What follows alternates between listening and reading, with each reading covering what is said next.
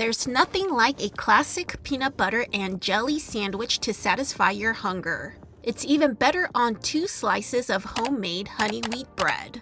Is peanut butter an American thing? What do you like on your bread? Do you cut your sandwich in half or in triangles? I don't know why, but I just cut it in half without thinking about it. For the honey wheat bread, let's first start with Autolyse. That's when you mix flour and water together and let it rest for a few minutes. In a bowl, add 250 grams of wheat flour, 250 grams of bread flour, 350 grams of water, room temperature. Mix until you no longer see dry ingredients.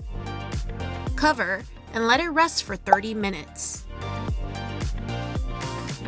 To the dough, add half a teaspoon of malted barley flour. This is optional. 1.5 teaspoons of salt, 2.25 teaspoon or 1 packet of instant yeast, 1/4 cup or 85 grams of honey, 1 tablespoon or 13 grams of oil. Mix until all the ingredients are incorporated. You can also use the pincher method I learned from Ken Forkish.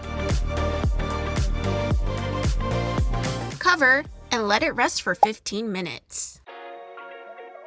The total bulk fermentation time will be 2 hours with 3 folds. Fold number 1. Pull a piece of the dough and fold over. Rotate the bowl and repeat until the dough becomes taut. Cover and let it rest for 30 minutes. Fold number 2. You can repeat the process or use the coil fold method.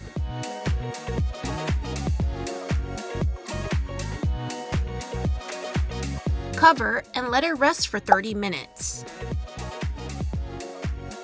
Fold number 3. Repeat again.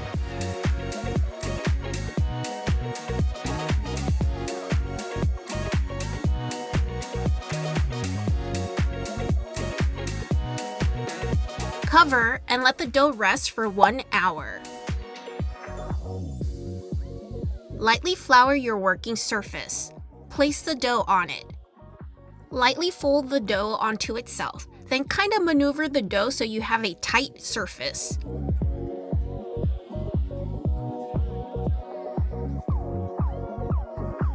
Cover and let the dough rest for 10 to 15 minutes.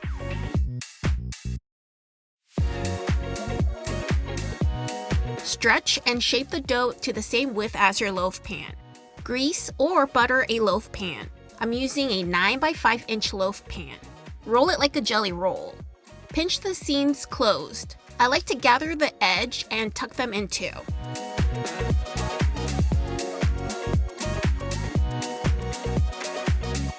Cover and let the loaf rest for 1 to 1.5 hours or until the dough rises a little above the rim. Let's preheat our oven to 400 degrees Fahrenheit. I'm placing a pan full of hot water to create steam in my oven. Score the loaf. Place the loaf in the oven. Lower the oven temperature to 350 degrees Fahrenheit. Bake for 45 to 50 minutes.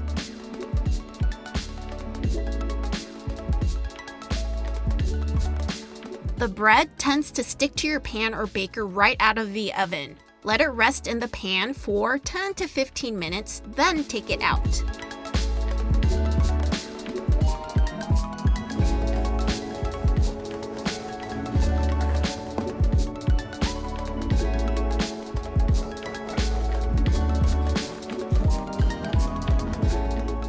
You can also use a bread basket with a bread baker or Dutch oven.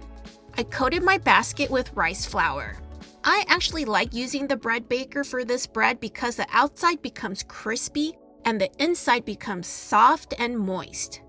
After the pre-shaping and 15-minute rest, we're going to shape the bread by pulling the top and folding it down. Then grab and pull the sides, then fold over. I always see bread bakers do this stitching method, so I wanted to mimic them.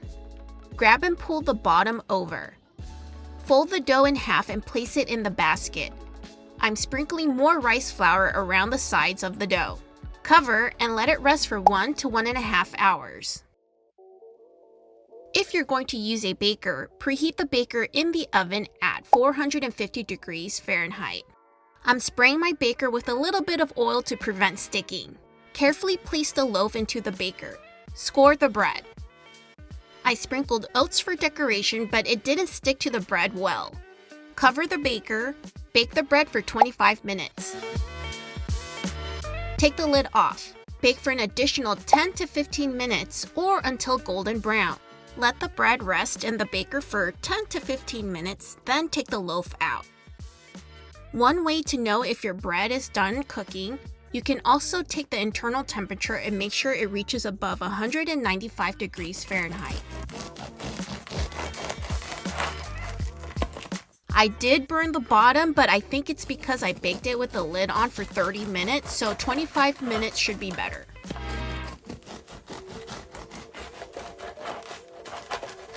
That's all the time we have for today. Until another weekend, guys. Bye!